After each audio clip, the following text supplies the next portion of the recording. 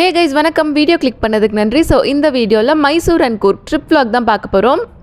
நாங்கள் ஆக்சுவலாக 4 days trip plan பண்ணியிருந்தோம். இந்த 4 days நாங்கள் எங்கே ஸ்டே பண்ணோம், அந்த ஸ்டேயோட complete review, price details, food review, அது போக நாங்கள் 4 days என்னென்ன பிளேசஸ்க்கெல்லாம் போனோம், அதனோட டிக்கெட் டீட்டெயில்ஸ், டைமிங்ஸ், அந்த மாதிரி எல்லாமே இதில் பார்க்கலாம்.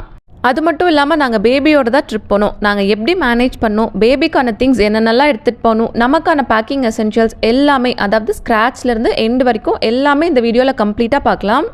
நீங்கள் ட்ரிப் பிளான் பண்ணுறீங்க அப்படின்னா இந்த வீடியோ உங்களுக்கு கண்டிப்பாக யூஸ்ஃபுல்லாக இருக்கும். ஸோ எந்த ஒரு டிலேவுமே இல்லாமல் டைரெக்டாக வீடியோக்குள்ளே போயிடலாம். ஆக்சுவலாக ட்ரிப்போட ஃபர்ஸ்ட் ப்ராசஸாக நம்ம பேக்கிங் தான் ஸ்டார்ட் பண்ணுவோம். என்னென்ன திங்ஸ் எல்லாம் எடுத்து வைக்கணும், அதை எப்படிலாம் பேக் பண்ணணும், அது போக ஒருவேளை நீங்கள் பேபியோட போகிறீங்க அப்படின்னா பேபிக்கான எசென்ஷியல் திங்ஸ் எல்லாம் என்ன, அதை எப்படி பேக் பண்ணணும் அப்படிங்கிறது இப்போ நம்ம பார்க்கலாம். இப்போது நீங்கள் 2 to 3 days மேலே ட்ரிப் பிளான் பண்ணுறீங்க அப்படின்னா நம்ம என்னென்னலாம் அந்த ட்ரிப்க்கு எடுத்துகிட்டு போகணும் அப்படிங்கிறத ஒரு லிஸ்ட் மாதிரி எழுதி வச்சுக்கோங்க. ஏன்னா நம்ம ஒரு சில திங்ஸ் எல்லாம் எடுத்துகிட்டு போகணும்னு நம்ம நினச்சிட்டே இருந்திருப்போம். ஆனால் நம்ம அவசரத்தில் பேக் பண்ணும்போது 1-2 விஷயங்களை மறந்துட்டு போகிறக்கான சான்ஸும் இருக்கலாம். இந்த மாதிரி ஒரு லிஸ்ட் எழுதிட்டு எடுத்து வச்சதுக்கு அப்புறமா நம்ம டிக் பண்ணிகிட்டே வர நம்ம என்னென்ன திங்ஸ் எல்லாம் எடுத்துகிட்டு போகணும்னு நினச்சோமோ அதெல்லாம் எடுத்து வைக்கிறதுக்கு இது கண்டிப்பாக ஹெல்ப்ஃபுல்லாக இருக்கும். நீங்கள் போகிற பிளேஸ்க்கான வெதரை அந்த அன்னைக்கு செக் பண்ணிட்டு போங்க. ஏன்னா தேவையான எசென்ஷியலை எடுத்து வைக்கிறதுக்கு இது கண்டிப்பாக ஹெல்ப்ஃபுல்லாக இருக்கும். ஃபார் எக்ஸாம்பிள், மழை பெய்ய சான்ஸ் இருக்குது அப்படின்னா ஒரு 2 to 3 அம்ப்ரெலாஸ் எடுத்து வைக்கணும். அப்படி இல்லை ரொம்ப ஹீட்டாக இருக்க பட்சத்தில் நம்ம தேவையான சன்ஸ்க்ரீன்ஸ் எல்லாம் எடுத்து வைக்கணும். அந்த மாதிரி சொல்கிறேன். ஆக்சுவலாக நம்ம ட்ரிப் போகும்போது எப்போவுமே நம்மளோட லக்கேஜஸை மினிமலாக இருக்க மாதிரி பார்த்துக்கோங்க. அதுக்காக நம்மளோட ட்ரெஸ்ஸோட குவான்டிட்டிஸை நம்ம என்றைக்குமே கம்மி பண்ணிடக்கூடாது. இப்போ நம்ம 4 daysக்கு ட்ரிப் பிளான் பண்ணியிருந்தோம் அப்படின்னா அந்தந்த அன்னைக்கு வியர் பண்ணக்கூடிய அவுட்ஃபிட்ஸை முன்னாடியே பிளான் பண்ணி எடுத்து வச்சிடணும். அது போக அடிஷ்னலாக 2 ட்ரெஸ் கூட நம்ம கண்டிப்பாக எடுத்து வைக்கணும்.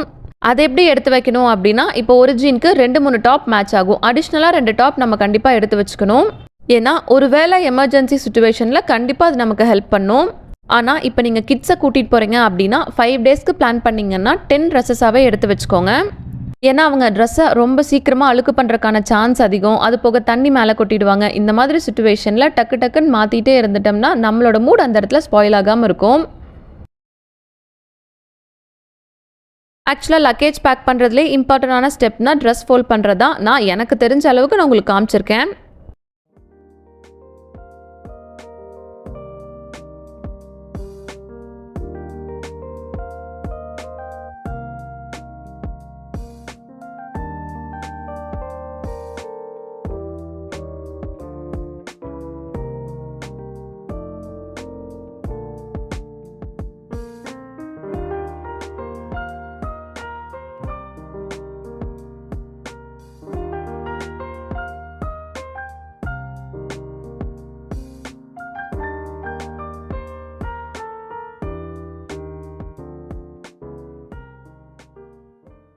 ஆக்சுவலாக பேக் பண்ணும்போதே முன்னாடியே டிசைட் பண்ணிக்கோங்க. எந்தெந்த ட்ரெஸ்ஸை எந்தெந்த அன்னைக்கு போடணும் அப்படின்னு டிசைட் பண்ணிவிட்டு நீங்கள் அதுக்கு தகுந்த மாதிரி பேக் பண்ணிகிட்டே வந்தீங்க அப்படின்னா ட்ரிப்ஸ்லேயுமே நம்ம ட்ரெஸ் வந்துட்டு கலையாமையும் கசங்காமையும் இருக்கும்.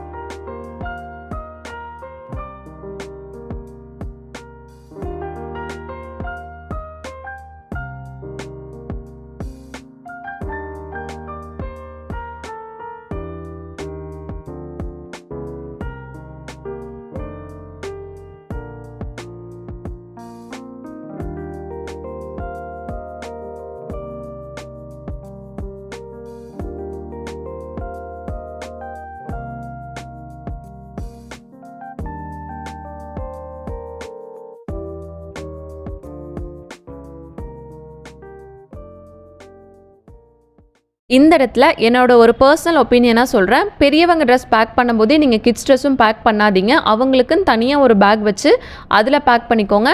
தேவைப்படுற டைமில் டக்குன்னு அவங்களோட திங்ஸை எடுக்கிற மாதிரி வச்சுக்கோங்க எப்போவுமே. ஆக்சுவலாக முன்னாடியே ஒன்று சொல்ல மறந்துட்டேன். நீங்கள் செக்லிஸ்ட் எழுதும் போது அடல்ட்ஸ்க்கு எழுதுறீங்களோ இல்லையோ கண்டிப்பாக கிட்ஸுக்கு எழுதிட்டு அதுக்கு தகுந்த மாதிரி நீங்கள் எடுத்துகிட்டு போங்க. ஏன்னா பெரியவங்களுக்கு 1-2 விஷயத்தை நம்ம மறந்துட்டு போனால் கூட அட்ஜஸ்ட் பண்ணிக்கலாம். ஆனால் கிட்ஸுக்கு வந்துட்டு அப்படி கண்டிப்பாக கிடையாது. அவங்களுக்கு ஏதாவது ஒரு பட்சத்தில் ஏதாவது ஒன்று இல்லை அப்படிங்கிற டைமில் நம்ம வந்துட்டு டென்ஷன் ஆயிடுவோம். ஸோ நம்மளோட மூட் அந்த ட்ரிப்பில் வந்துட்டு கம்ப்ளீட்டாக ஸ்பாயில் ஆகிடும். அதனால் கிட்ஸுக்கு மட்டும் எப்போவுமே எந்த ஒரு காம்ப்ரமைஸுமே பண்ணிக்காதீங்க. அவங்களுக்கு தேவையான எசென்ஷியல்ஸ் எல்லாத்தையுமே பர்ஃபெக்டாக எடுத்து வச்சுக்கோங்க.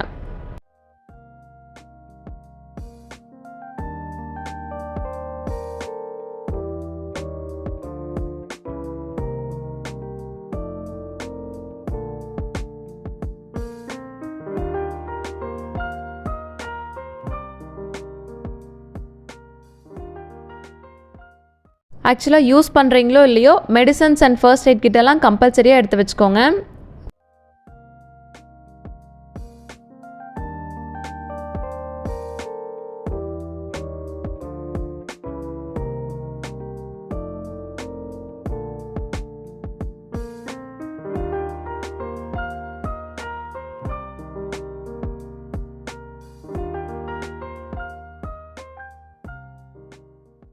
அவ்வளோதான். இப்போ நம்மளோட ட்ரெஸ் பேக்கிங் எல்லாமே கம்ப்ளீட்டாக முடிஞ்சிருச்சு.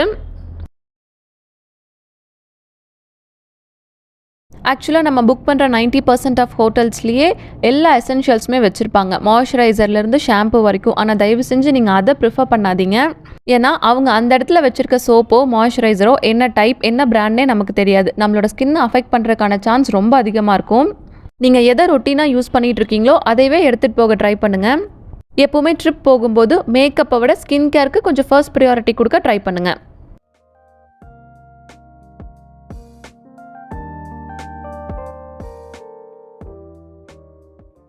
ட்ரிப்ஸ் அப்போ நம்ம யூஸ் பண்ணக்கூடிய ஸ்லிப்பராக இருந்தாலும் சரி ஷூவாக இருந்தாலும் சரி முன்னாடியே ஒரு தடவை வாஷ் பண்ணிவிட்டு அதுக்கப்புறமா பேக் பண்ணுங்கள். ஆக்சுவலாக ஷூவெல்லாம் பேக் பண்ணுறதுக்குன்னே அமேசானில் ஷூ பேக்னு விற்கிறாங்க. ஆனால் இந்த தடவை நான் அந்த மாதிரிலாம் எதுவுமே யூஸ் பண்ணலை. நார்மலாக ஒரு பிளாஸ்டிக் கவரில் கட்டிட்டு அதை இன்னொரு பேக்கில் பேக் பண்ணிட்டேன், அவ்வளோதான்.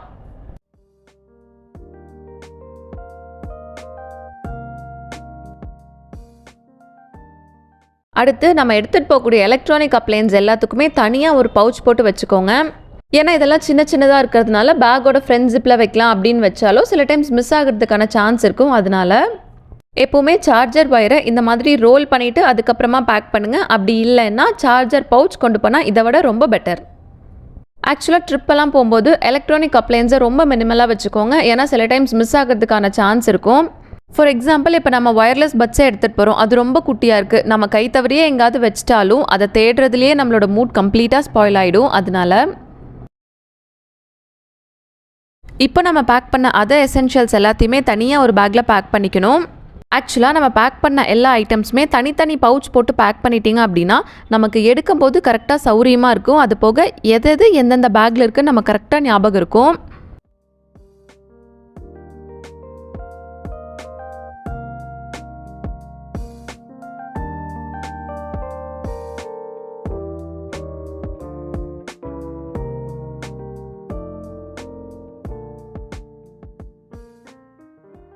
அவ்வளோதான். இப்போ நம்மளோட பேக்கிங் 90% முடிஞ்சுது. இப்போ ஃபைனலாக நான் பாப்பாவை எடுத்துகிட்டு போகிறேன் அப்படிங்கிறதால அவளுக்கு அடிக்கடி தேவைப்படுற திங்ஸ் அது போக என்னோடய பவுச் எல்லாமே நான் இந்த பேக்கில் தான் பேக் பண்ணியிருப்பேன். ஆக்சுவலாக ட்ரிப்பெல்லாம் போகும்போது ஹேண்ட் பேக் ஸ்லிங் பேக்ஸ் இதெல்லாம் யூஸ் பண்ணுறத விட இந்த மாதிரி பேக் பேக்ஸ் யூஸ் பண்ணும்போது கொஞ்சம் கம்ஃபர்டபுளாக இருக்க மாதிரி எனக்கு தோணும். உங்களுக்கு எப்படி அப்படிங்கிறத நீங்கள் கமெண்ட்டில் சொல்லுங்கள், நானும் தெரிஞ்சுக்கிறேன்.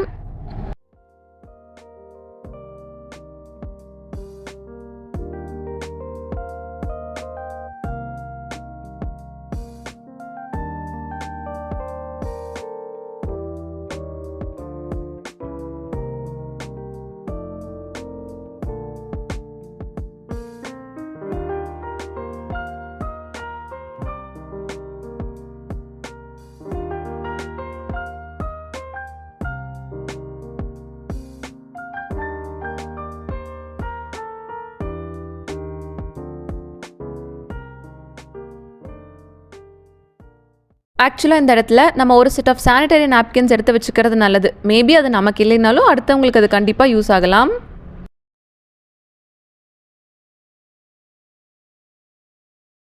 இப்போ நாங்கள் செல்ஃப் டிரைவிங்கில் தான் போகிறோம் அப்படிங்கிறதால காரில் சாப்பிட்றதுக்காக கொஞ்சமாக ஸ்நாக் எடுத்துக்கிட்டோம்.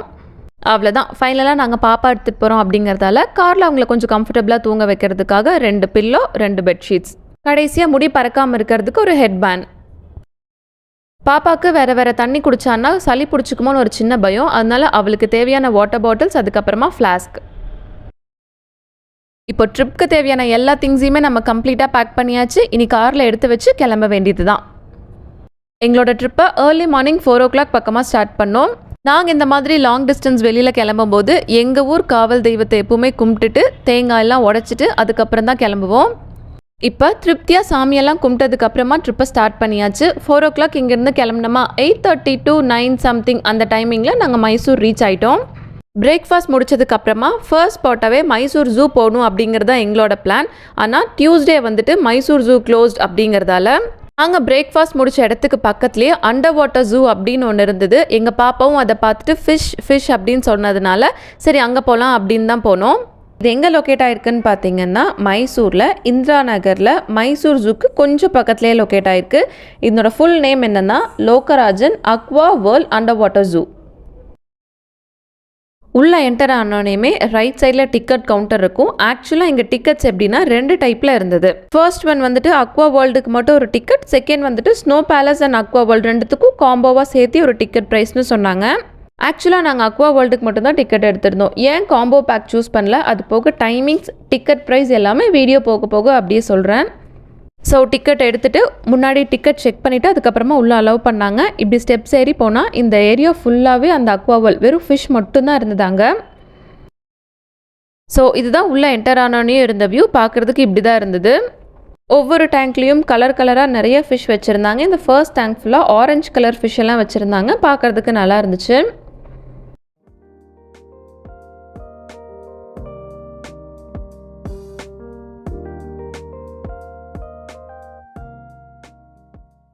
ஸோ இதை முடிச்சுட்டு அப்படியே அடுத்ததுக்கு போனோம் அப்படின்னா இந்த இடத்துல ஒரு ஃபோட்டோ பூத் மாதிரி வச்சுருந்தாங்க. இந்த ஃபோட்டோ பூத் எப்படின்னா ஃபோட்டோ எடுத்ததுக்கப்புறமா பேக்ரவுண்டை மட்டும் சேஞ்ச் பண்ணி கொடுத்துருவாங்க. டெமோக்கு ஃப்ரீ தான், பட் பிரிண்ட் போடும் போது அமௌண்ட் சார்ஜ் பண்ணுவாங்க. ஸோ அதுக்கு பக்கத்துலேயே இன்னொரு ஃபிஷ் டேங்க்கில் நிறைய ப்ளூ கலர் ஃபிஷ்ஷஸ் எல்லாம் வச்சுருந்தாங்க.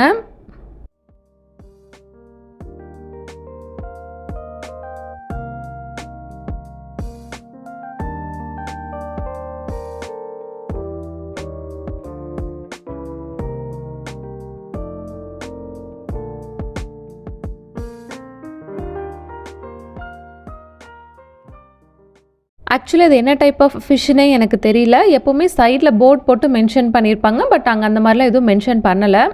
உங்களுக்கு இது என்ன டைப் ஆஃப் ஃபிஷ்ஷுன்னு தெரிஞ்சுதுன்னா நீங்கள் கமெண்ட்டில் சொல்லுங்கள், நானும் தெரிஞ்சுக்கிறேன். அதுக்கு பக்கத்துலேயே இந்த மாதிரி மரம் மாதிரி ஆர்டிஃபிஷியலாக ரெடி பண்ணியிருந்தாங்க. ரொம்ப நல்லா இருந்தது ஃபோட்டோ எடுக்கிறதுக்கு. அப்படியே அடுத்த டேங்க்கில் நிறைய ஆரஞ்சு கலர் ஃபிஷ் எல்லாம் வச்சுருந்தாங்க. ஆக்சுவலாக இவங்க ஒவ்வொரு டேங்க்குக்கும் ஒவ்வொரு தீம் வச்சு பேக்ரவுண்ட் ரெடி பண்ணியிருந்தாங்க. அந்த ஒர்க் உண்மையாலுமே நல்லா இருந்தது. எல்லா டேங்க்குக்கும் தனித்தனியாக ஒவ்வொரு தீம் வச்சு ரெடி பண்ணியிருந்தாங்க. ஸோ அடுத்து இந்த இடத்துல ஃபிஷ் எல்லாம் எதுவும் கிடையாது. அவங்க ஏதோ ஒரு லிக்விட் மாதிரி அந்த தண்ணிக்குள்ளே ஊற்றுனாங்க. அது இந்த மாதிரி அழகாக அப்படியே புகை மாதிரி வந்துகிட்டே இருந்தது. அந்த இடத்துல அவங்க கிட்ட கேட்டேன், இது என்ன லிக்விட் நைட்ரஜனா அப்படின்ட்டு. அவங்க இல்லைன்னு சொல்லிட்டாங்க. பட் அதுக்கு பதிலாக அது என்ன ஊற்றுனாங்கன்னு என்கிட்ட சொல்ல மாட்டேன்ட்டாங்க. ஸோ அடுத்து அப்படியே அந்த ஸ்டெப்ஸ் இறங்கி நடந்து போனோம் அப்படின்னா ஒரு ஃபவுண்டைன் மாதிரி ரெடி பண்ணியிருந்தாங்க. அது உண்மையாலுமே அழகாக இருந்துச்சுங்க. பார்க்குறதுக்கு நல்லாயிருக்கும் இல்லையோ, ஃபோட்டோஸ்க்கும் அது ரொம்ப நல்லா இருந்துச்சு.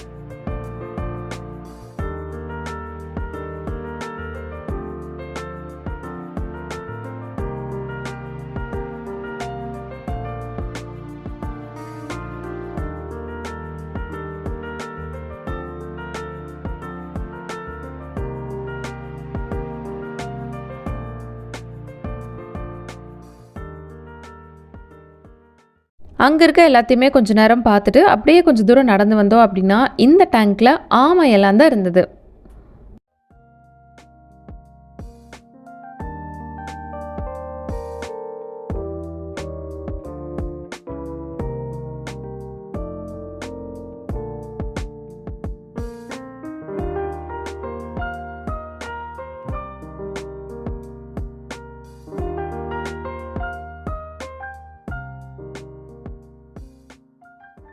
இந்த டேங்க் உண்மையாலுமே ரொம்ப கலர்ஃபுல்லாக பார்க்குறதுக்கே அட்ராக்டிவாக இருந்தது.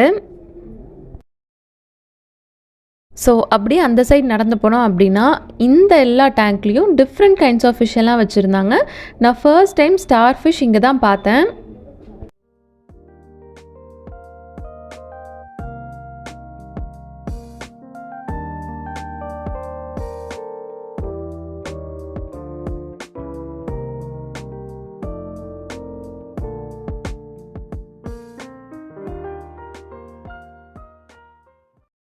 இந்த பிளாக் அண்ட் ஒயிட் ஃபிஷ் எனக்கு ரொம்ப பிடிச்சிருந்தது, பார்க்குறதுக்கே அழகாக இருந்தது.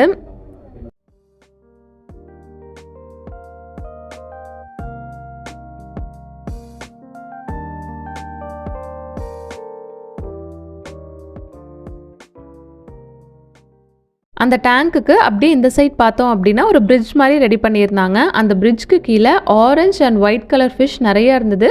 பார்க்குறதுக்கு நல்லா அட்ராக்டிவாக அழகாக இருந்தது.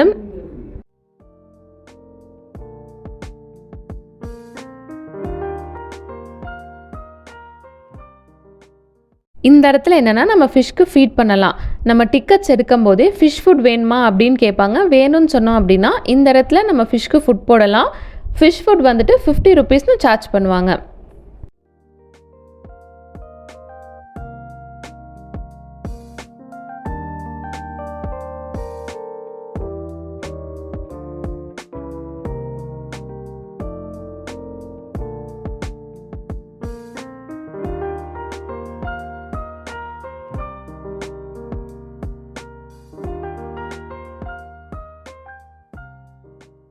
ஆக்சுவலாக இங்கே எப்படி சார்ஜ் பண்ணியிருந்தாங்க அப்படின்னா அக்வாரியம்க்கு மட்டும், அதாவது இந்த ஃபிஷ் இருக்க இடத்த சுற்றி பார்க்குறதுக்கு மட்டும் பர் ஹெட்க்கு 200 rupeesனும், அடல்ட்ஸ்க்கு கிட்ஸ்க்கு 150 rupeesனும் சார்ஜ் பண்ணியிருந்தாங்க.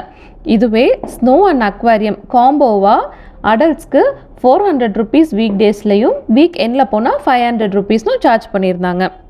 அக்வாரியமோட டைமிங் வந்துட்டு மார்னிங் 9லேருந்து நைட் 8:30 வரைக்கும் சொல்லியிருந்தாங்க.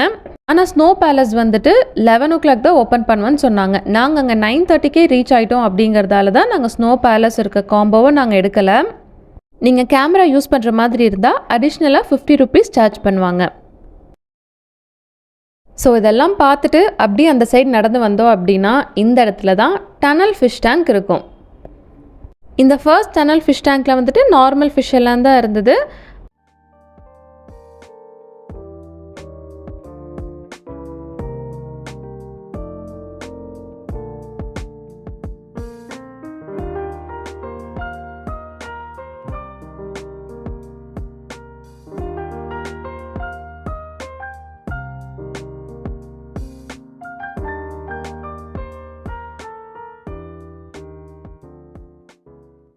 அடுத்து இது செகண்ட் டனல் ஃபிஷ் டேங்க். இதில் வேணால் அப்படியே பார்க்குறதுக்கு நல்லா அட்ராக்டிவாக ஆரஞ்சு கலரில் இருந்தது. நம்ம கம்ப்யூட்டர் டெஸ்க்டாப்லலாம் இருக்குல்ல அதே மாதிரியே இருந்தது.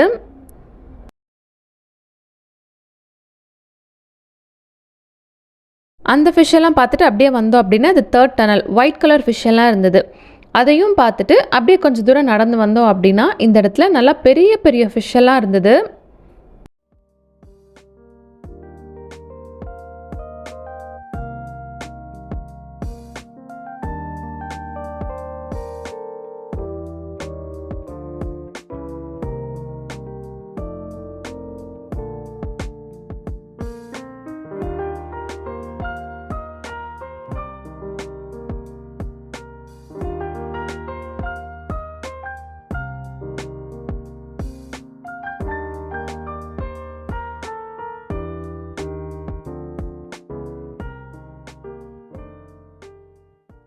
ஸோ அவ்வளோதான். அதை முடிச்சுட்டு வெளியில் வந்தோம் அப்படின்னா இந்த இடத்துல ஃபீட்பேக் கேட்டாங்க.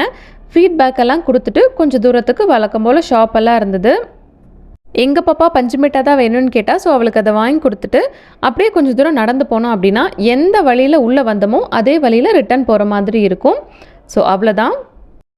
அங்கேருந்து கிளம்பி ஒரு 3.5 ஹவர்ஸில் நாங்கள் கூர்க் ரீச் ஆகிட்டோம். வர வழியிலேயே லஞ்ச், ஸ்நாக் டைம் எல்லாமே முடிச்சுட்டு பொறுமையாக தான் வண்டி ஓட்டிகிட்டு வந்தோம். நாங்கள் என்ன காட்டேஜில் ஸ்டே பண்ணியிருந்தோம்னு பார்த்தீங்கன்னா விஸ்பரிங் உட்ஸ். இது எங்கே இருக்குன்னா விராஜ்பேட் ரோட், மடிக்கேரியில் தான் அது லொக்கேட் ஆகிருக்கு. ஆக்சுவலாக கூகுளில் நிறைய காட்டேஜ் எல்லாம் சர்ச் பண்ணதுக்கப்புறம் தான் நாங்கள் இதை சூஸ் பண்ணோம். மேலோட்டமாக பார்க்குறதுக்கு அங்கே இருந்த சரௌண்டிங்ஸும் சரி, அந்த காட்டேஜும் சரி, உண்மையாலுமே ரொம்ப நல்லா தான் இருந்தது. நீங்களும் ஒரு தடவை பார்த்துட்டு வாங்க.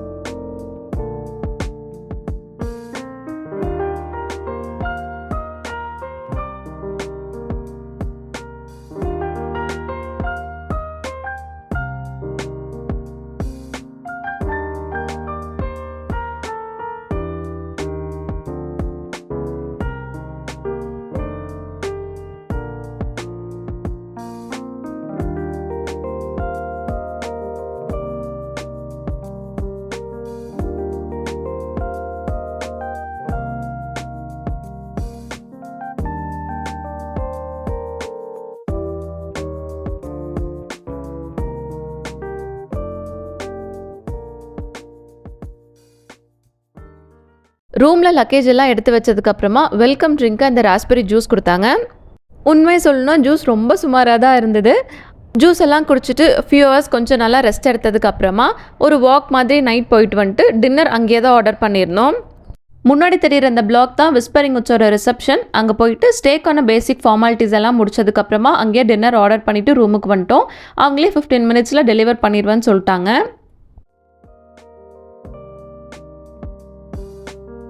அந்தன்னைக்கு எங்களோட டின்னர் என்னென்னு பார்த்தீங்கன்னா சப்பாத்தி, பன்னீர் பட்டர் மசாலா, அது போக ஒரு வெஜ் ஃப்ரைட் ரைஸ் ஆர்டர் பண்ணியிருந்தோம்.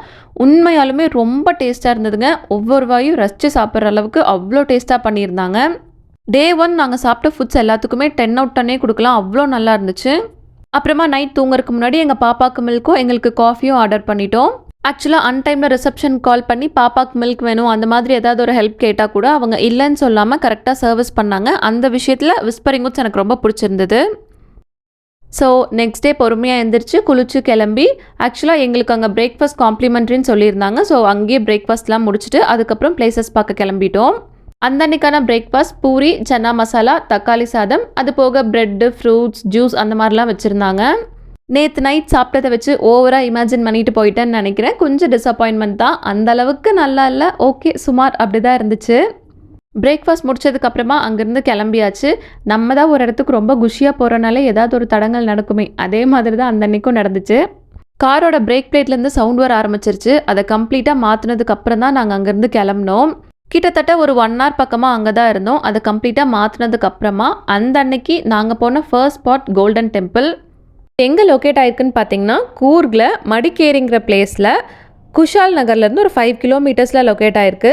இந்த டெம்பிள் வந்துட்டு மெயின் ரோட்லேயே இருக்குது, கூட பெரிய பார்க்கிங் ஏரியாவோடையே இருக்குது. 2 வீலர்ஸ் அண்ட் 4 வீலர்ஸ் ரெண்டுக்குமே தனித்தனி பார்க்கிங் ஏரியாவோட நல்லா ஸ்பேஷியஸாகவே இருந்தது. ஸோ இதுதான் அந்த கோல்டன் டெம்பிளோட என்ட்ரன்ஸ். ஆக்சுவலாக இது ஒரு டிபெட்டியன் டெம்பிள். இந்த டெம்பிளுக்கு வரைக்கும் டிக்கெட் சார்ஜஸ் எல்லாம் எதுவுமே கிடையாது, எல்லாமே ஃப்ரீ தான். உள்ளே என்டர் ஆனதுமே முன்னாடியே நிறையா ரூம்ஸ், அதுக்கப்புறம் இந்த சைட்லலாம் ஸ்டால்ஸ் எல்லாமே நிறையா இருந்தது. இதுதான் அந்த டெம்பிள்குள்ளே போகிறக்கான வழி. சைடில் நிறைய இன்ஸ்ட்ரக்ஷன்ஸ் எல்லாம் கொடுத்துருந்தாங்க. வீடியோஸ் எடுக்கக்கூடாதுன்னு போட்டிருந்தாங்க. ஆனால் அங்கே வந்தவங்க எல்லாருமே வீடியோஸ் அண்ட் ஃபோட்டோஸ் எல்லாமே எடுத்துகிட்டு தான் இருந்தாங்க. பட் யாருமே அதை எதுவும் சொல்லலை.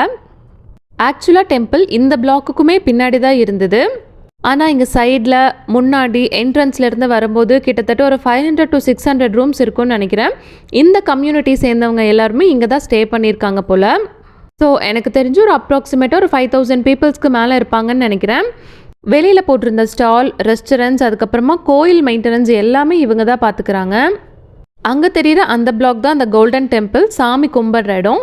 இந்த சைடில் வந்துட்டு நிறைய விளக்கு பற்ற வச்சுருந்தாங்க, பார்க்க அழகாக இருந்தது. பட் எதுக்கு இப்படி பற்ற வச்சுருக்காங்க அப்படின்லாம் தெரியல. ஸோ நம்ம கோயிலுக்குள்ளே போகிறதுக்கு முன்னாடி கண்டிப்பாக ஷூஸ் எல்லாம் இந்த இடத்துல ரிமூவ் பண்ணிட்டு தான் போகணும். நம்ம எத்தனை மெம்பர்ஸ் போயிருக்கோமோ நம்மளோட ஸ்லிப்பர்ஸ் எல்லாம் ரிமூவ் பண்ணிவிட்டு அந்த ஸ்லிப்பர்ஸ் எவ்வளோ இருக்கோ அதுக்கு தகுந்த சைஸ் பேஸ்கெட் கொடுத்துருவாங்க. நாங்கள் ஸ்மால் சைஸ் பேஸ்கெட் தான் எடுத்திருந்தோம். உள்ளே போயிட்டு வெளியில் வர வரைக்கும் எங்களுக்கு 10 ருபீஸ் சார்ஜ் பண்ணியிருந்தாங்க. இதுதான் அந்த சாமி கும்பிட்ற இடத்துக்கு போகக்கூடிய என்ட்ரன்ஸ். உண்மையாலுமே கோயிலை ரொம்ப நீட்டாக மெயின்டைன் பண்ணியிருந்தாங்க.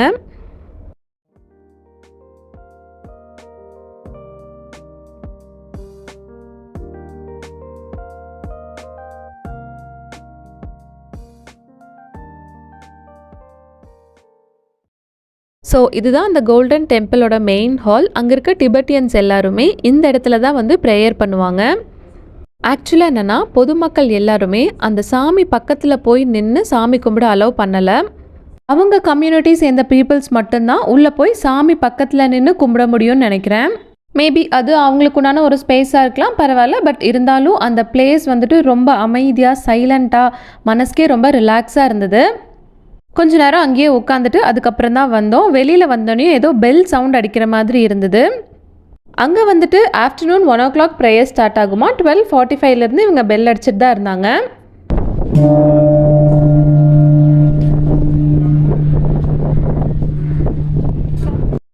இந்த மாதிரி விட்டு விட்டு அடிச்சிட்டு இருந்தவங்க 1 o'clock ஆனோடனையும் கண்டினியூஸாக அடிக்க ஆரம்பித்தாங்க. அப்போ எல்லாருமே அங்கே வந்துட்டாங்க ப்ரேயர் பண்ணுறக்கு. ஆக்சுவலாக அந்த சாமி கும்பிட்ற இடத்துல பார்த்தீங்கன்னா முன்னாடி ஒரு பிளாக் மாதிரி வச்சுருப்பாங்க. நம்ம பொதுமக்கள் அங்கே போனோன்னா அந்த பிளாக்கோட ஸ்டாப் ஆகிக்கணும். அதுக்கு உள்ளே போகிறதுக்கு அலோவ் பண்ணலை.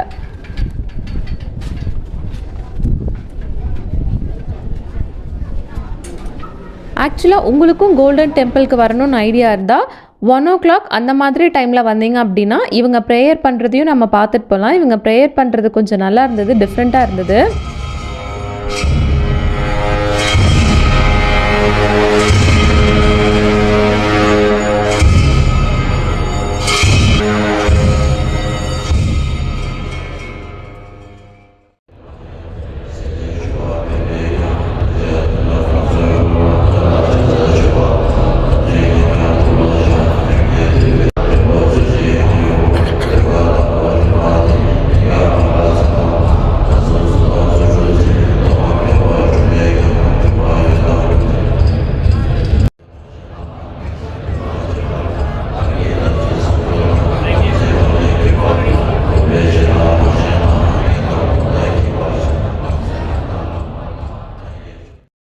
இந்த ப்ரேயர் ஆக்சுவலாக கிட்டத்தட்ட ஒரு 1 hourக்கு மேலே இருந்தது. நான் அவ்வளோ நேரம் அங்கே இருக்கல, கொஞ்ச நேரம் பார்த்துட்டு அதுக்கப்புறம் வந்துட்டேன். அவங்க ஸ்லோகம் மாதிரி ஏதோ ஒன்று ரிட்டன் திருப்பி சொல்லிக்கிட்டே இருந்தாங்க.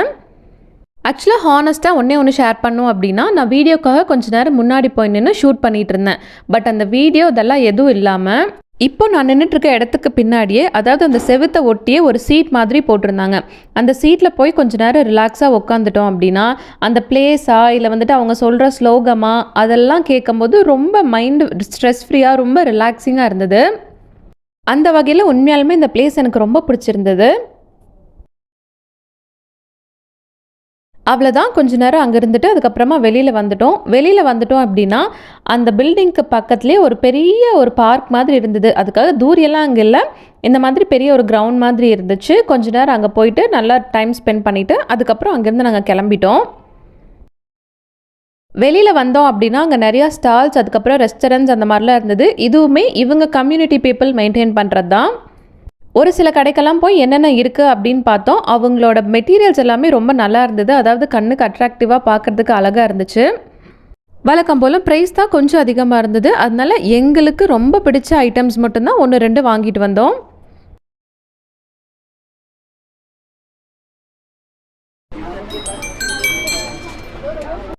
நாங்கள் பர்ச்சேஸ் பண்ண ஸ்டாலுக்கு பக்கத்துலேயே ஒரு டிபெட்டியன் ரெஸ்டாரண்ட் இருந்தது. நாங்கள் இன்னும் இவங்க ஃபுட்டை டேஸ்ட் பண்ணதே இல்லை அப்படிங்காட்டி சரி ஒரு தடவை ட்ரை பண்ணலாம் அப்படின்னு சொல்லிட்டு இங்கே சாப்பிட வந்தோம். இதுவுமே மெயின்டைன் பண்ணுறது குக் எல்லாமே அவங்க கம்யூனிட்டி பீப்புள்ஸ் மட்டும்தான் பண்ணுறாங்க போல். ஸோ நாங்கள் ஆர்டர் பண்ண ஃபர்ஸ்ட் டிஷ் இதுதான். டிபெட்டியன் ஸ்பெஷல் லேப்பிங்னு போட்டிருந்தாங்க. காரம் பிச்சு எடுத்துருச்சு. எனக்கு கொஞ்சம் இது பிடிக்கல. அப்புறமா மோமோஸ் ஆர்டர் பண்ணோம். அடுத்து அன்னன்னைக்கு ஸ்பெஷல்னு போட்டிருந்த சூப்பி நூடுல்ஸ் ஆர்டர் பண்ணியிருந்தோம். ஒரு ஹானஸ்ட் ரிவ்யூவாக சொல்கிறேங்க, அந்த சூப்பி நூடுல்ஸ் கொஞ்சம் கூட நல்லாவே இல்லை. நம்ம டெய்லி அரிசி வடிப்போம்ல, அந்த அரிசி கஞ்சி அதுக்குள்ளே ரைஸ் நூடுல்ஸை ஊற வச்சு கொடுத்துருந்தாங்க. ஒரு உப்பு காரம் எதுவுமே இல்லாத மாதிரி தான் எனக்கு தோணுச்சு. எனக்கு பர்சனலாக அது சுத்தமாக பிடிக்கல. அடுத்து டிபெட்டியன் ஸ்பெஷல் டீ தான் ஒன்று ஆர்டர் பண்ணியிருந்தோம். நம்ம ஊர் டீ குடிச்சிட்டு அந்த டீ எனக்கு கொஞ்சம் பிடிக்கவே இல்லை. ரொம்ப கசப்பாக இருந்த மாதிரி புளிப்பாக இருந்த மாதிரி தான் இருந்துச்சு. ஸோ இந்த டிபெட்டியன் ரெஸ்டாரண்ட்க்கு டேஸ்ட் எதிர்பார்த்து வந்தீங்க அப்படின்னா கொஞ்சம் சாட்டிஸ்ஃபை ஆகாது. புதுசாக ஏதாவது ரெசிபி இல்லை ஏதாவது ஒரு டிஷ் ட்ரை பண்ணணும் அப்படின்னு நினச்சிங்கன்னா கண்டிப்பாக இங்கே நீங்கள் வந்து ட்ரை பண்ணலாம். ஸோ அவ்வளோதான், கோல்டன் டெம்பிள் பார்த்துட்டு அடுத்த பிளேஸாக துபாரே எலிஃபண்ட் கேம்ப் தான் போயிருந்தோம். நாங்கள் பேபி எடுத்துகிட்டு போகிறோம் அப்படிங்கிறதால ஒரு பிளேஸ்லேருந்து இன்னொரு பிளேஸ்க்கு போகிறதுக்கு ரொம்ப பொறுமையாக டைம் எடுத்து தான் போனோம். இப்போ நம்ம துபாரே எலிஃபண்ட் கேம்ப் எப்படி இருக்குன்னு பார்க்கலாம். இதுதான் இந்த கேம்போட என்ட்ரன்ஸ். ஆக்சுவலாக இந்த துபாரே எலிஃபண்ட் கேம்ப் எங்கே லொக்கேட் ஆகிருக்குன்னு பார்த்தீங்கன்னா மடிக்கேரியில் தான் லொக்கேட் ஆகிருக்கு. உள்ளே என்டர் ஆகி வந்ததுலேருந்து அந்த கடைசி ஸ்பேஸ் வரைக்குமே பார்க்கிங் தான். பார்க்கிங்க்கு அவங்க எந்த சார்ஜஸுமே பண்ணலை. எலிஃபண்ட் கேம்ப்க்கு நடந்து போகிற இந்த வழியில் ரிவர் ராஃப்டிங் இருக்கும். 5 இயர்ஸ்க்கு கம்மியாக இருக்க கிட்ஸ் அலோவ் பண்ண மாட்டாங்க அப்படின்னு சொல்லிட்டாங்க. அதனால நாங்கள் டைரெக்டாக வந்துட்டு எலிஃபண்ட் கேம்பை பார்க்க போயிட்டோம். ஆக்சுவலாக துபாரே எலிஃபண்ட் கேம்பை பார்க்க போனதுலேயே ஒரு இன்ட்ரெஸ்டிங்கான பார்ட்னா அது இதுதான்.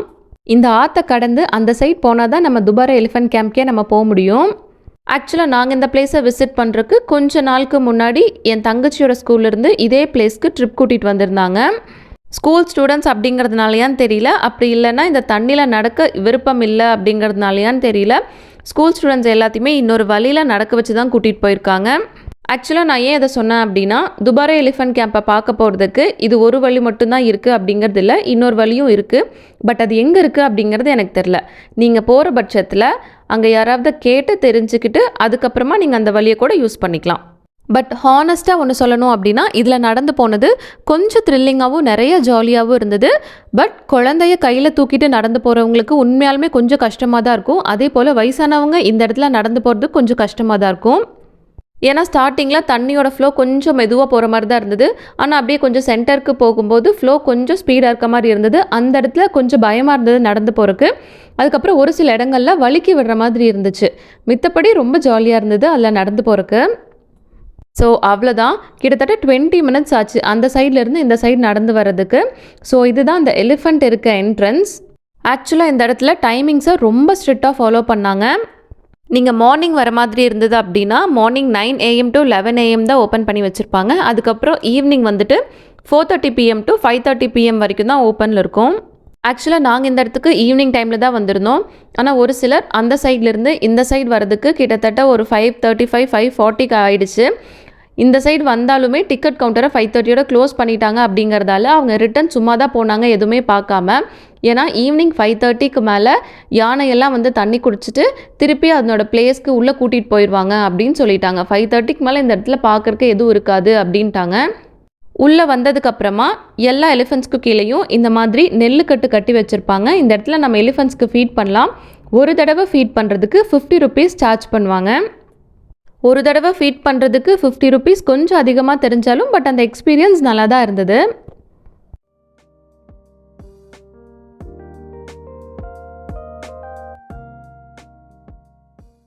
நாங்கள் ஃபீட் பண்ண இடத்துலேருந்து ஒரு 4-5 ஸ்டெப் தள்ளி வந்தோம் அப்படின்னா யானையை உட்காந்து ரிலாக்ஸாக பார்க்குறதுக்கு ஸ்டெப்ஸ் மாதிரி கட்டி விட்டுருந்தாங்க.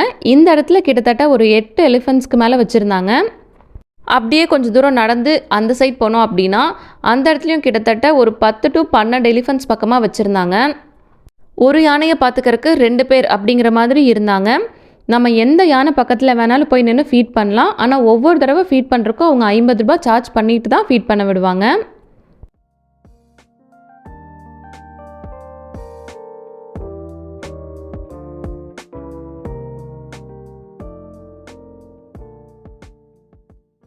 ஸோ கொஞ்ச நேரம் அதே இடத்துலையே ரிலாக்ஸாக உட்காந்துட்டு யானையெல்லாம் கொஞ்ச நேரம் பார்த்துட்டு கிட்டத்தட்ட ஒரு 5:20 பக்கம் ஆயிடுச்சு. ஒவ்வொரு யானையாக வந்துட்டு தண்ணி குடிக்க கூட்டிகிட்டு போனாங்க. நீங்கள் ஈவினிங் டைம் வந்தீங்க அப்படின்னா யானை தண்ணி குடிக்கிறத பார்க்கலாம். அதே நீங்கள் மார்னிங் டைம் வந்தீங்க அப்படின்னா யானை வந்துட்டு எப்படி குளிக்கும் அப்படிங்கிறதையும் பார்க்கலாம் அப்படின்னு சொன்னாங்க.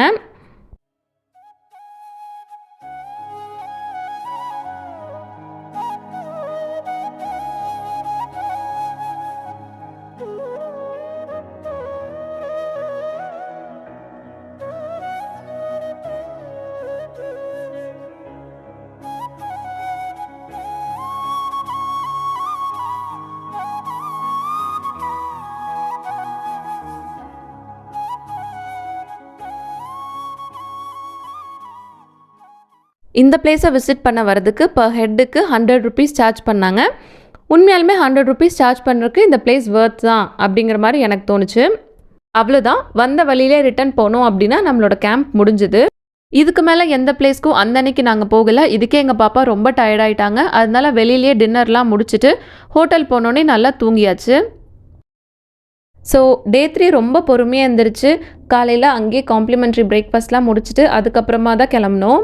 ஆக்சுவலாக நாங்கள் பேபி எடுத்துகிட்டு போகிறதுனால நாங்கள் பிளேசஸ் மட்டும்தான் பிளான் பண்ணியிருந்தோமே தவிர டைமிங்ஸ் வந்துட்டு ஃப்ளோலியே விட்டுட்டோம். ஏன்னா அவள் தூங்குற டைமை நாங்கள் டிஸ்டர்பே பண்ணலை. அவள் முழிச்சிருக்க டைம் மட்டும்தான் நாங்கள் பிளேசஸ் எல்லாம் விசிட் பண்ண போனோம். டே 3 பிரேக்ஃபாஸ்ட்டும் ஓரளவுக்கு தான் இருந்தது. ஆனால் நாங்கள் எங்கள் பேபிக்கு எக் வேணும்னு கேட்டங்காட்டி அவங்க ஆம்லெட் போட்டு கொண்டு வந்து கொடுத்தாங்க. பட் அதுக்கு அடிஷ்னலாக 50 ருபீஸ் சார்ஜ் பண்ணாங்க. ஆக்சுவலாக நாங்கள் கிறிஸ்மஸ் டைமிங்கில் தான் ட்ரிப் போயிருந்தோம். கிறிஸ்மஸ்க்காக ஏதோ வீடியோ ஷூட் பண்ணிகிட்டு இருப்பாங்க போல், அதுதான் அங்கே நடந்துட்டுருக்கு. பிரேக்ஃபாஸ்ட்லாம் முடிச்சதுக்கப்புறமா கொஞ்ச நேரம் இந்த இடத்துல அவளை விளையாட வச்சுட்டு நல்ல ரிலாக்ஸாக டைம் ஸ்பெண்ட் பண்ணிவிட்டு அதுக்கப்புறம் தான் நாங்கள் பிளேசஸ் விசிட் பண்ண போனோம். ஆக்சுவலாக இங்கேயே ஸ்பாலாம் இருக்குது அப்படிங்கிற மாதிரி ரிசப்ஷனில் சொன்னாங்க. நான் கூட ஃப்ரீயாக இருக்குமோ அப்படின்னு நினச்சி ரொம்ப ஆர்வமாக கேட்டுட்டு இருந்தேன். அதுக்கப்புறம் தான் ஒரு லிஸ்ட் மாதிரி என் கையில் கொடுத்தாங்க. அதை நீங்களே பாருங்கள்.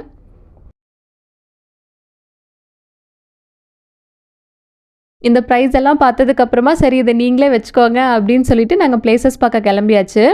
டே 3 நாங்கள் போன first spot Madikeri fort and museum தான். ஸோ இந்த ஃபோர்ட் அண்ட் மியூசியம் எங்கே லொக்கேட் ஆயிருக்குன்னு பார்த்தீங்கன்னா மடிக்கேரியிலே தான் லொக்கேட் ஆயிருக்கு. இந்த ஃபோர்ட்டை விசிட் பண்ண வரதுக்கு என்ட்ரி ஃபீஸ் எல்லாம் எதுவுமே கிடையாது, எல்லாமே ஃப்ரீ தான். இதுதான் பார்க்கிங் ஏரியா. ரொம்ப ஸ்பேஷியஸாக இல்லைனாலும் ஒரு 10 to 12 கார் நிற்கிற அளவுக்கு ஸ்பேஸ் இருந்தது. காரை பார்க் பண்ணதுக்கப்புறமா ஃபர்ஸ்ட் நம்ம கவர்மெண்ட் மியூசியம் தான் விசிட் பண்ண போகிறோம்.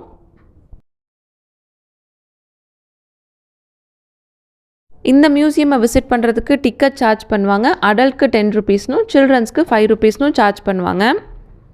டிக்கெட்ஸ் எல்லாம் எடுத்ததுக்கப்புறமா உள்ளே போய் என்னென்ன இருக்குது அப்படிங்கிறத பார்க்கலாம். ஆக்சுவலாக இந்த மியூசியமில் 18th செஞ்சுரியில் யூஸ் பண்ண பொருட்கள், ஆடைகள், சிலை இந்த மாதிரி தான் மேக்ஸிமம் வச்சுருந்தாங்க.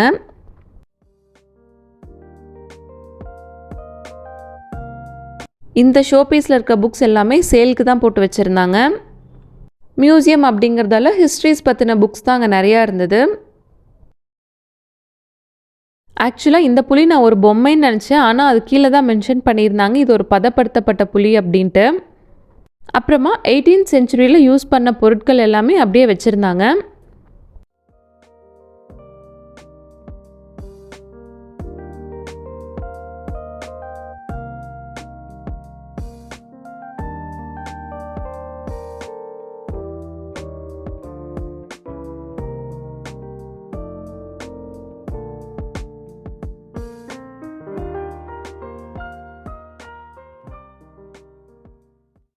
இதுவுமே வந்துட்டு அதே 18th செஞ்சுரியில் அவங்க யூஸ் பண்ண எடக்கல், அதாவது வெயிங் ஸ்டோன்.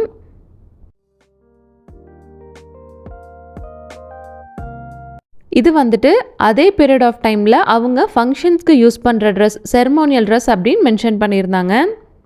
இந்த சிற்பங்கள் எல்லாம் 18th செஞ்சுரியோட விநாயகர், காளி அவங்களோட சிலை எல்லாம் தான் அங்கே இருந்தது. அதுக்கப்புறமா அந்த பீரியட் ஆஃப் டைமில் இருந்த காவல் தெய்வங்கள், அவங்க பயன்படுத்தின வாள், கத்தி, அருவாள் அதெல்லாமே அந்த இடத்துல வச்சுருந்தாங்க. ஆக்சுவலாக உங்களுக்கு ஹிஸ்ட்ரி பிடிக்கும்னா 18th செஞ்சுரியில் என்னென்ன மாதிரியான பொருட்கள் எல்லாம் யூஸ் பண்ணியிருப்பாங்கன்னு தெரிஞ்சுக்கணும்னு நினச்சிங்கன்னா இதுக்கு மேலே இந்த வீடியோ உங்களுக்கு கொஞ்சம் இன்ட்ரெஸ்டிங்காக இருக்கும்.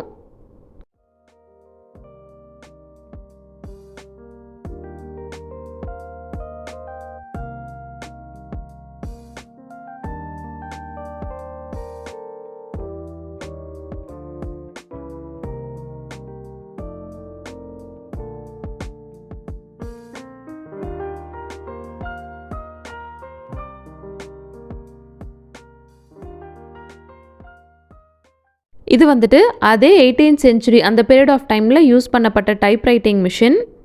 அது போக அதே இடத்துல 1-2 சாமி சிலைகள், அது போக கைவினை பொருட்களும் வச்சுருந்தாங்க.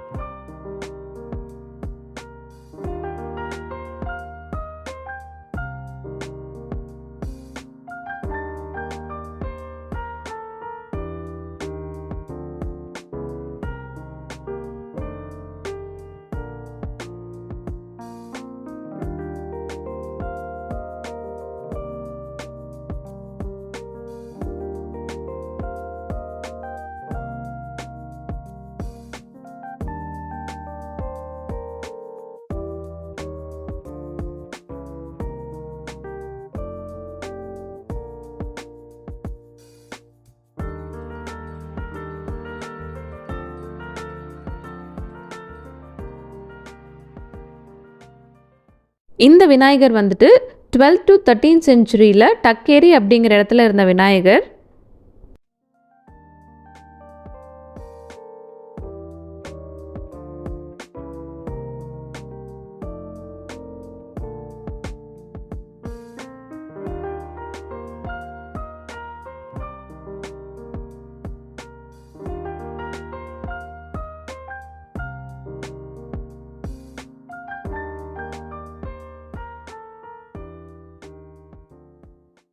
இந்த காயின்ஸ் எல்லாம் 18th to 19th செஞ்சுரி வரைக்கும் யூஸ் பண்ணப்பட்ட காயின்ஸ்.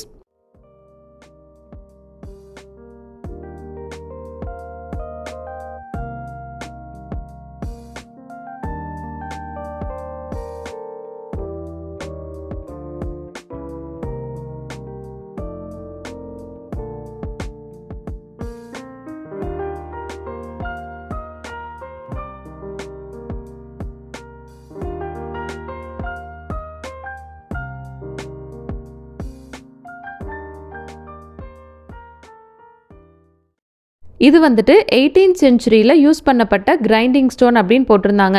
ஆக்சுவலாக கிரைண்டிங் ஸ்டோன்னா ஆட்டாங்கல் தானே, ஆனால் அந்த உள்ளே வந்துட்டு பெரிய ஒரு ஹோல் மாதிரி இருந்தது. இதில் எப்படி மாவாட்டுவாங்க அப்படின்னு ஒரு டவுட் இருந்துகிட்டே இருந்துச்சு. உங்களுக்கு இது என்னன்னு தெரிஞ்சால் நீங்கள் கமெண்ட்டில் சொல்லுங்கள், நானும் தெரிஞ்சுக்கிறேன்.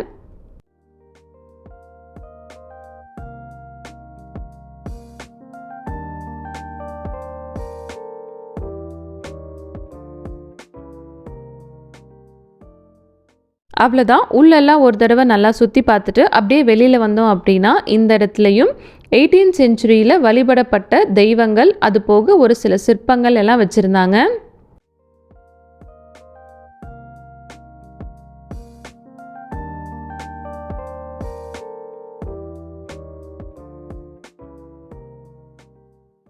இதெல்லாம் வந்துட்டு உடன்கட்டை ஏறினவங்களோட வடிவங்கள் எல்லாம் தான் வச்சுருந்தாங்க.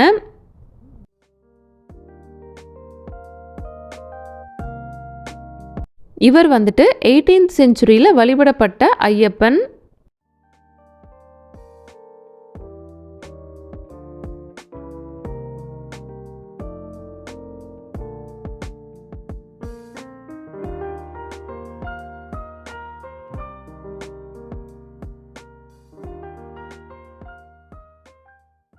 அப்படியே மியூசியம் ஃபுல்லாக ஒரு தடவை பார்த்துட்டு வெளியில் வந்தோம் அப்படின்னா இந்த மேலே எல்லோரும் நடந்து போயிட்டு இருந்தாங்க. அப்படி என்னடா இருக்குது அப்படின்னு சொல்லிட்டு நாங்களும் மேலே வரைக்கும் நடந்து போனோம்.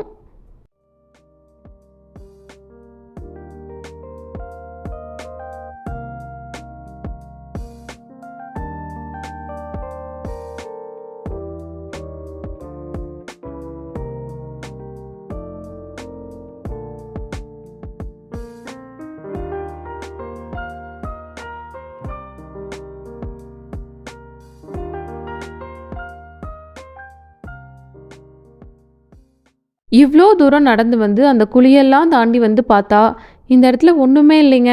சும்மா இந்த வியூவை பார்க்குறதுக்காக அவ்வளோ தூரம் நடந்து வந்திருக்காங்களாமா. கீழே ஒரே ஒரு கோவில் மட்டும்தான் இருந்தது. இதுக்கு நான் சிம்பிளாக இந்த ஸ்டெப்ஸ் ஏறி வந்திருப்பேன். அந்த இடத்துலேருந்து கீழே வந்தோம் அப்படின்னா இந்த மாதிரி ஸ்டெப்ஸ் மாதிரி வச்சுருந்தாங்க. ஆப்போசிட்லேயே மடிக்கேரி ஃபோர்ட் இருந்தது. ஸோ அந்த ஸ்டெப்ஸ்க்கு உள்ள சைடில் வந்துட்டு இந்த ஒரு கோயில் இருந்தது. கோயிலில் வந்துட்டு ஒரு தடவை சாமி கும்பிட்டுட்டு அதுக்கப்புறம் தான் வெளியில் போனோம். அவ்வளோதான். இங்கே கொஞ்ச நேரம் ரிலாக்ஸாக உட்காந்துட்டு எல்லா இடத்தையும் ஒரு தடவை சுற்றி பார்த்துட்டு அதுக்கப்புறம் கிளம்பியாச்சு. மடிக்கேரி ஃபோர்ட் ரெனோவேட் பண்ணிட்டு இருந்தாங்கன்னு சொல்லிட்டு உள்ளே அலோவ் பண்ண மாட்டேன்ட்டாங்க. அதனால வெளியிலிருந்தே பார்த்துட்டு அங்கேருந்து கிளம்பிட்டோம். அந்த பிளேஸை பார்த்து முடிச்சதுக்கப்புறமா அடுத்தது ஒரு காஃபி பிளான்டேஷன் போகலாம் அப்படின்னு தான் பிளான் பண்ணியிருந்தோம். ஸோ கூகுளில் நாங்கள் போகிற வழியிலேயே ஏதாவது ஒரு நல்ல காஃபி பிளான்டேஷன் இருக்கான்னு செக் பண்ணிவிட்டு அதுக்கப்புறம் தான் போனோம். இந்த ஸ்பைஸ் கார்டன் பிளான்டேஷன் டூருக்கு ஒரு நல்ல ரிவ்யூ இருந்தது அப்படிங்கிறதால தான் இங்கே போகிறக்கு சூஸ் பண்ணோம். ஆக்சுவலாக பார்த்தீங்கன்னா கூர்கில் நிறைய காஃபி பிளான்டேஷன் இருக்கும். ஒரு ஸ்ட்ரீட் இப்போ நம்ம கிராஸ் பண்ணி போகிறோம்னாலே மினிமம் ஒரு 2 காஃபி பிளான்டேஷனாவது நம்ம பார்த்துடலாம். நாங்கள் எந்த இடத்துக்கு போனோன்னு பார்த்தீங்கன்னா சித்தபுரா ரோட் மடிக்கேரியில் லொக்கேட் ஆகிருக்க காஃபி பிளான்டேஷனுக்கு தான் நாங்கள் போயிருந்தோம். ஸோ இதுதான் என்ட்ரன்ஸ். உள்ளே என்ட்ரானோனையுமே நிறைய டைப் ஆஃப் வைன்ஸ், அதுக்கப்புறமா நிறைய ஸ்பைசஸ் எல்லாம் அவங்க வந்துட்டு சேல் பண்ணிகிட்டு இருந்தாங்க.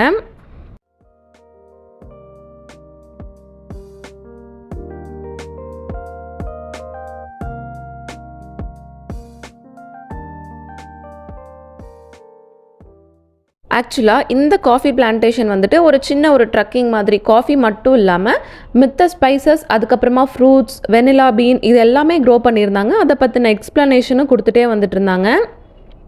ட்ரக்கிங் போகிறதுக்கு இதுதான் என்ட்ரன்ஸ். நம்ம ஓன் வெஹிக்கிள் வச்சுருந்தோன்னா மேலே பார்க் பண்ண இஷ்டம் இல்லைன்னா இந்த இடத்துல கொண்டு வந்து நம்ம பார்க் பண்ணிக்கலாம்.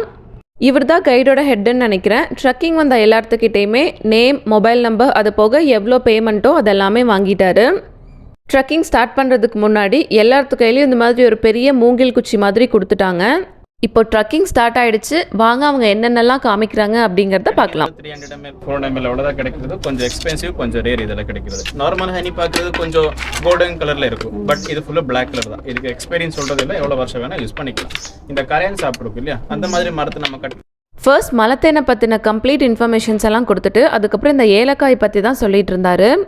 ஏலக்காயோட லைஃப் ஸ்பேன் எவ்வளோ, அது எந்த மாதிரி கிளைமேட்டில் வளரும், அதுக்கப்புறம் இன்னொரு முக்கியமான இன்ஃபர்மேஷன் சொன்னார். என்னென்னா பொதுவாக கடைகளில் ஏலக்காய் இந்த மாதிரி 2 கலரில் கிடைக்கும். ஒன்று டார்க் க்ரீன், இன்னொன்று இந்த மாதிரி ப்ரௌன் கலரில். அவங்க என்ன சொன்னாங்கன்னா இந்த ப்ரௌன் கலரில் இருக்கிறது தான் எந்த ஒரு ஆர்டிஃபிஷியல் ஏஜென்ட்டுமே போடாமல் நார்மலாக காய வச்சு கடைக்கு அனுப்புறது. இந்த பச்சை கலர் வந்துட்டு அட்ராக்ஷனுக்காக ஒரு க்ரீன் கலர் ஃபுட் கலர் வந்துட்டு மேலே கோட் பண்ணுவாங்க அப்படிங்கிற மாதிரி சொன்னாங்க. ஸோ நீங்கள் கடைக்கு போய் சூஸ் பண்ணும்போது இந்த மாதிரி ப்ரௌன் கலரில் இருக்கிறத சூஸ் பண்ண ட்ரை பண்ணுங்கள். இதுதான் ஏலக்காய் செடி. கிட்டத்தட்ட ஓரளவுக்கு சிமிலராக பார்க்க நம்ம ஊர் மஞ்சள் இருக்குல்ல, அந்த மாதிரி தான் இருக்கும். அடுத்து கொஞ்சம் தூரம் அப்படியே உள்ளே போனோன்னா நெக்ஸ்ட் காஃபி பீன்ஸை பற்றி தான் சொன்னார். டைமுக்கு தான் வந்திருக்கீங்க. இப்போ இதோட சீசன் வந்து இது ரெட்டிஷ் கலரில் மாறிடும். ஓகேவா, இது 3 டைப் ஆஃப் காஃபி இருக்கீங்க. ஒன்று அரபிக்கா, ஒன்று ரோபஸ்ட், ஒன்று காவேரி சொல்லிட்டு. ரோபஸ்ட் ஷேடிங் எப்படி இருக்குன்னு நான் பார்க்குறேன்.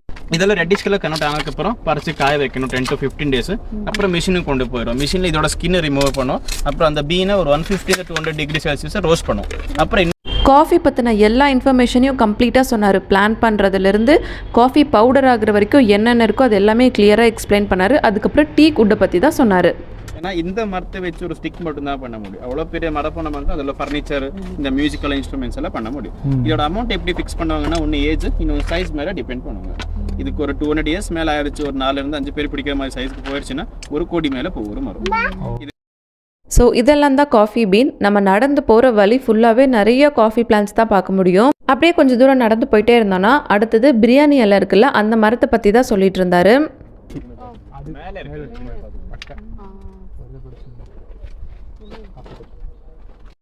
அதெல்லாம் பார்த்துட்டு அப்படியே கொஞ்சம் தூரம் நடந்து போயிட்டே இருந்தோம் அப்படின்னா அடுத்தது மல்பெரி பற்றி தான் சொன்னார். அப்புறம் இதில் ஜாம் பண்ணுவோம். இந்த வைன் கூட நம்ம மெயினாக பண்ணுறோம். அடுத்து அத்திப்பழம் மரத்தை பற்றி தான் சொல்லிட்டு இருந்தார். ஆக்சுவலாக அத்திப்பழம் மரம் வந்துட்டு ஆக்சிஜன் சப்ளை அதிகமாக கொடுக்கும், அது கூலிங், ரொம்ப கூலிங்கான மரம் அப்படின்னு கூட சொன்னார். அடுத்து கொஞ்சம் தூரம் அப்படியே நடந்து போனோம் அப்படின்னா சாம்பிராணிக்கெல்லாம் யூஸ் பண்ணுவாங்கல்ல, அதனோட மரத்தை பற்றி தான் நம்ம பார்க்க போகிறோம். நாம ஏதாவது எடுத்து அடிச்சு டைரக்டா யூஸ் பண்ணிக்கலாம். ஆர்கானிக் தான், நேச்சுரலா. நீங்க அவுட் சைடுல வாங்குறதுல இந்த கெமிக்கல் ஆட் பண்ணிருப்பாங்க. இந்த பிறந்த குழந்தைக்கு இந்த தலைமுடிக்கெல்லாம் போய் கொடுக்கும். இது ஏன்னா அதுல கெமிக்கல் ஆட் பண்றதுனால அதுல ஷேப் கிடைக்கும். இந்த கோன் கலர் பொடி போட்டு வச்சது. இந்த நெட் போட்ட செடி பாக்குறீங்க இல்ல பின்னாடி, இது லவங்க இருக்கிற சின்ன செடி, லவங்க க்ளோவ். அது ஒயிட் கலர் பூ வரும். அது எடுத்து காஞ்சி ட்ரை பண்ணதுக்கு அப்புறம் அது பல்லு வலிக்கு, அசிடிட்டிக்கு ஃப்ரூட்ஸ் வரும்ல, அந்த மாதிரி. இதுல ஃப்ரூட்ஸ் எப்படி இருக்குன்னா ஒரு பப்பாய் ஷேப்ல இருக்கும். எல்லோ கலர்ல அவுட்டர்ல இவ்வளவு பெருசுல இவ்வளவு லென்த்ல இருக்கும். இன்சைட்ல ஒயிட் கலர் சீட்ஸ் இருக்கும். அதை எடுத்து நம்ம காய வச்சு ட்ரை பண்ணி அதோட தோலை ரிமூவ் பண்ணி பவுடரா கன்வெர்ட் பண்ணிப்போம். இந்த கொக்கோ பவுடர்ல வருது.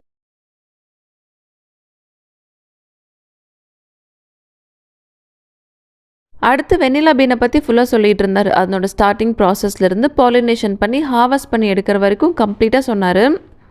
இது வந்துட்டு சில்லி பிளான்ட்ஸ், அதாவது வைன் எல்லாம் ப்ரிப்பேர் பண்ணுறதுக்கு யூஸ் பண்ணுற சில்லி பிளான்ட்டாம்.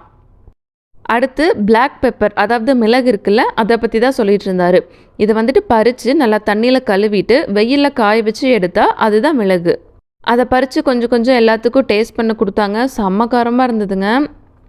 இதோட தோலை வச்சு நம்ம ட்ரை ஃப்ரூட்ஸ் கூட பண்றோம். இதோட ட்ரை ஃப்ரூட்ஸ் நாமெல்லாம் வேஸ்ட் பண்ணிடுவோம்ல, பட் வேற இடத்துல ட்ரை ஃப்ரூட்ஸ். ஸோ அவ்வளோதான், இதோட காஃபி பிளான்டேஷனுக்குள்ளே போகிற ட்ரெக்கிங் முடிஞ்சுது. அடுத்து அங்கேயே பறித்து ரெடி பண்ண காஃபி பவுடர் வச்சு எங்களுக்கெல்லாம் ஒரு பிளாக் காஃபி மாதிரி கொடுத்தாங்க. டேஸ்ட் வைஸ் ரொம்பவே நல்லா இருந்தது.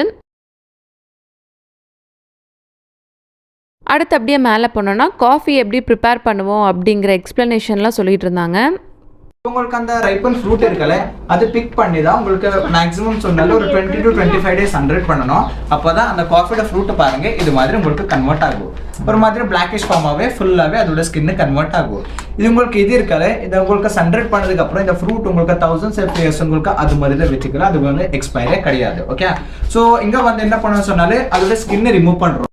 அடுத்து ரோஸ்ட் பண்ணி ரெடியாக இருந்த காஃபி பீனை எங்களுக்கு டேஸ்ட்டுக்கு ஒவ்வொன்றும் சாப்பிட கொடுத்தாங்க. கொஞ்சம் கசப்பாக இருந்தது. அடுத்து இதை பற்றி சொல்லிட்டு இருந்தாரு அப்படின்னா, வேர்ல்ட்ஸ் மோஸ்ட் காஸ்ட்லியஸ்ட் காஃபி, அதாவது சிவிட் கேட்டோட பூப்லேருந்து வர காஃபி பீன், அதுக்கப்புறமா எலிஃபென்ட் பூப்லேருந்து எடுக்கிற காஃபி பீன்ஸ் எல்லாம் எப்படி ப்ராசஸ் பண்ணுவாங்க அப்படிங்கிறதெல்லாம் கம்ப்ளீட்டாக சொல்லிட்டு இருந்தாரு. இப்போ நான் கையில் வச்சுருக்கேன்ல, இது வந்துட்டு இந்த சிவிட் கேட்டோட பூப்லேருந்து எடுத்த காஃபி பீன்ஸ். அதுக்கப்புறம் அந்த மோஷனில் வந்து உங்களுக்கு 0% கெஃபைன் கண்டென்ட்டை பார்க்க முடியும். அதுக்கு தான் இந்த காஃபி வந்து மெயின்லி ஹெல்த் பெனிஃபிட்டுக்கு தான் யூஸ் பண்ணுவார். லைக் உங்களுக்கு இந்த மைக்ரேனுக்கு, தைராய்டுக்கு, இந்த ஃபர்ஸ்ட் ஸ்டேஜ் செகண்ட் ஸ்டேஜ் கேன்சருக்கெல்லாம் வந்து இந்த காஃபி ரொம்ப மெடிசன் மாதிரி. அடுத்து அவங்களா ரெடி பண்ண வைனா இஷ்டப்பட்டவங்களுக்கு கொஞ்சம் கொஞ்சம் டேஸ்ட்டு கொடுத்தாங்க. இதெல்லாம் பார்த்தீங்கன்னா அவங்க பிளான்டேஷன்லேருந்தே கலெக்ட் பண்ண காஃபி பீன்ஸ். இதில் நிறைய வெரைட்டிஸ் இருந்தது.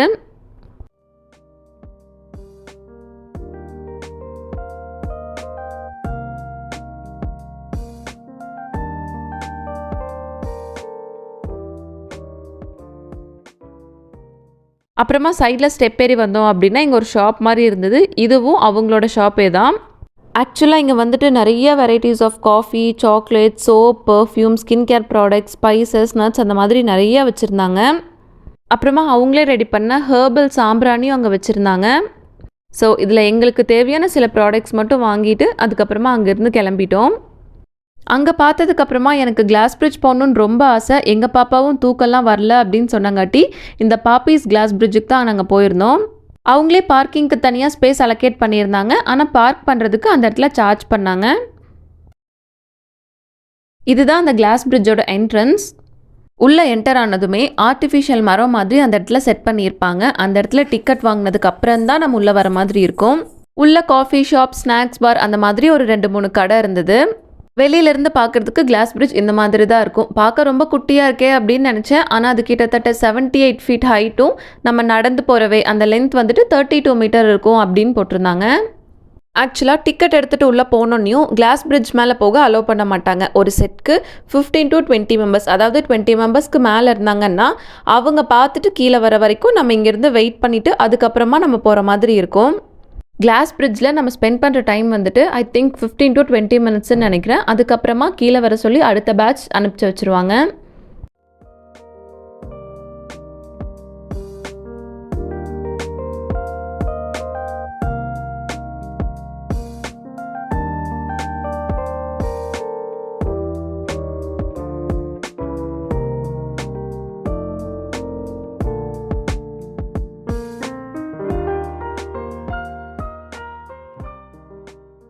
ஆக்சுவலாக நடந்து போகிற அந்த பாத்லாம் அவ்வளோலாம் பயமாக இல்லைங்க. ஓரளவுக்கு நல்லா ஜாலியாக தான் இருந்தது. பட் அந்த ரவுண்டானா மட்டும்தான் கொஞ்சம் பயமாக இருந்தது நடக்கிறதுக்கு. நான் வேணால் கொஞ்சம் பம்பி தான் அந்த ரவுண்டானால நடந்துட்டு இருந்தேன். ஆனால் எங்கள் பாப்பா சர்வசாதாரணமாக இந்த எண்ட்லேருந்து அந்த எண்ட் வரைக்கும் ஓடுறா. அவளுக்கு கொஞ்சம் பயம் இல்லை, பட் எனக்கு அதில் கொஞ்சம் பயமாக இருந்தது. ஆக்சுவலாக இந்த கிளாஸ் பிரிட்ஜ்க்கு இவங்க 200 ருபீஸ் சார்ஜ் பண்ணாங்க. 200 ருபீஸ்க்கு இது வர்த்தா அப்படின்னு கேட்டால் எனக்கு கொஞ்சம் இல்லை அப்படின்னு தான் சொல்லுவேன். ஓகே அப்படிங்கிற மாதிரி தான் இருந்துச்சு. மேபி அவங்க ப்ரைஸ் இன்னும் கொஞ்சம் கம்மியாக வச்சுருந்தாங்க அப்படின்னா கொஞ்சம் சாட்டிஸ்ஃபைடாக இருந்திருக்கும். அவ்வளோதான். அந்த அன்னைக்கு அங்கேருந்து கிளம்பி ரூமுக்கு வந்து கொஞ்சம் நேரம் ரெஸ்ட் எடுத்துகிட்டு அதுக்கப்புறம் நைட் டின்னர் அங்கேயே தான் ஆர்டர் பண்ணியிருந்தோம். அந்த அன்னைக்கு நாங்கள் சப்பாத்தி, பட்டர் சிக்கன் ஆர்டர் பண்ணியிருந்தோம். உண்மையாலுமே ரொம்ப சூப்பராக இருந்ததுங்க. அதுக்கப்புறம் தான் எனக்கு புரிஞ்சுது அமௌண்ட் சார்ஜ் பண்ண எல்லா டிஷ்ஷுமே சூப்பராக இருந்தது. காம்ப்ளிமெண்ட்ரியாக கொடுத்தது மட்டும்தான் சுமாராக இருந்தது அப்படின்ட்டு. நல்லா திருப்தியாக சாப்பிட்டதுக்கப்புறமா நெக்ஸ்ட் டே மார்னிங் ஒரு 8 அந்த டைம் போலவே கிளம்பிட்டோம். ஏன்னா செக் அவுட் பண்ணிவிட்டு மைசூர் ஜூ போயிட்டு அதுக்கப்புறமா ரிட்டன் வீட்டுக்கு வரணும் அப்படிங்கிறதா எங்களோட பிளான். ஆக்சுவலாக நாங்கள் இந்த ட்ரிப்பு கிறிஸ்மஸ் டைமிங்கில் தான் பிளான் பண்ணியிருந்தோம். அந்த டைமில் எல்லா காட்டேஜஸுமே கொஞ்சம் ப்ரைஸியாக தான் இருந்தது. இந்த விஸ்பரிங் வுட் காட்டேஜ் வந்துட்டு 3 டேஸ்க்கு 15,500 சார்ஜ் பண்ணியிருந்தாங்க. அதாவது பர் டேக்கு 5,160 ருபீஸ் சார்ஜ் பண்ணியிருந்தாங்க. ஆக்சுவலாக இந்த இடத்துல பர் டேக்கு 5,000 அப்படிங்கிறது எனக்கு கொஞ்சம் சாட்டிஸ்ஃபை இல்லை அப்படிங்கிற மாதிரி தான் இருந்தது. ஏன்னா ஃபர்ஸ்ட் திங் காம்ப்ளிமெண்ட்ரி ஃபுட்ஸ் ரொம்ப சுமாராக இருந்தது. அது போக நாங்கள் செக்இன் பண்ணும்போது ரூமை மட்டும்தான் ரெடி பண்ணி வச்சுருந்தாங்களே தவிர பேசிக் நெசசிட்டிஸ் எதையுமே அவங்க ரெடி பண்ணியே வைக்கலை. டவல்லேருந்து கெட்டிலேருந்து எல்லாமே நாங்கள் கேட்டு தான் வாங்குற மாதிரி இருந்துச்சு. பட் அங்கேருந்து ஸ்டாஃப்ஸ் எல்லாருமே ரொம்ப பொலைட்டாக தான் நடந்துக்கிட்டாங்க. அப்புறமா டே 2 நைட் அன்னைக்கு ஒரு லைட் ஒரு ஃபேன் மட்டும்தான் ஒர்க் ஆச்சு. அது போக சார்ஜ் பண்ணுறதுக்கு கூட வேறு எந்த ப்ளக்குமே ஒர்க் ஆகலை. ஒரு மார்னிங் 4 o'clock பக்கமாக கால் பண்ணி இது எதுவுமே ஒர்க் ஆகலை அப்படின்னு சொன்னதுக்கப்புறமா அவங்க வந்துட்டு கனெக்ஷன் கொடுத்தாங்க. அதுக்கப்புறமா அது ஒர்க் ஆச்சு. இந்த மாதிரி 1-2 விஷயங்கள் நம்ம கேட்டே வாங்குற மாதிரி இருந்ததே தவிர மிச்சப்படி அந்த ஹோட்டல் நல்லா தான் இருந்துச்சு.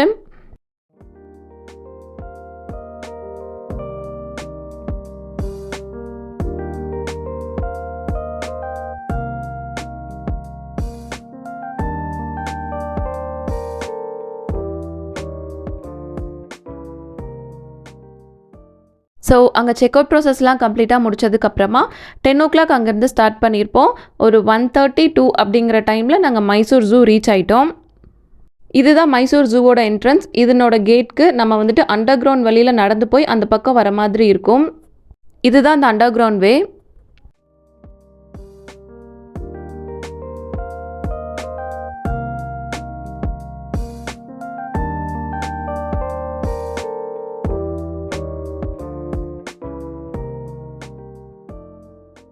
நாங்கள் ஆக்சுவலாக மைசூர் ஜூக்கு ஃப்ரைடே தான் போயிருந்தோம். நாங்கள் போன அந்த நாள் அன்றைக்கி நிறைய ஸ்கூல்ஸ்லேருந்து எக்கச்சக்கமான ஸ்கூல் ஸ்டூடெண்ட்ஸை கூட்டிகிட்டு வந்திருந்தாங்க.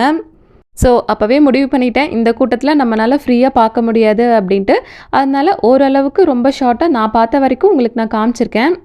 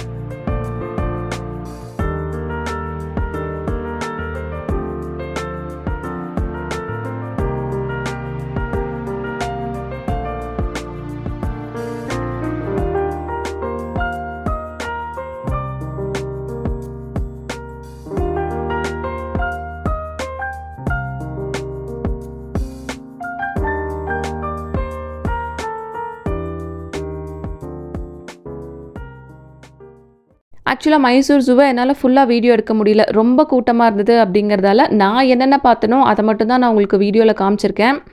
ஆக்சுவலாக எனக்கு என்ன தோணுச்சு அப்படின்னா, பன்னர்கட்டா ஜூவை கம்பேர் பண்ணும்போது மைசூர் ஜூவில் அனிமல்ஸை ரொம்ப தூரமாக இருந்து பார்க்குற மாதிரி தான் இருக்குது அப்படிங்கிற மாதிரி தான் எனக்கு தோணுச்சு. ஸோ அவ்வளோதான், முடிஞ்ச அளவுக்கு நாங்கள் பார்த்துட்டு அதுக்கப்புறமா அங்கேருந்து கிளம்பிட்டோம். இதோட எங்களோட 4 days ட்ரிப் கம்ப்ளீட்டாக முடியுது. நீங்கள் கூர்க் ட்ரிப் பிளான் பண்ணுறீங்க அப்படின்னா இந்த வீடியோ உங்களுக்கு கண்டிப்பாக யூஸ்ஃபுல்லாக இருக்கும்னு நான் நம்புகிறேன். இவ்வளோ நேரம் என் வீடியோவை பொறுமையாக பார்த்த எல்லாத்துக்கும் ரொம்ப நன்றி.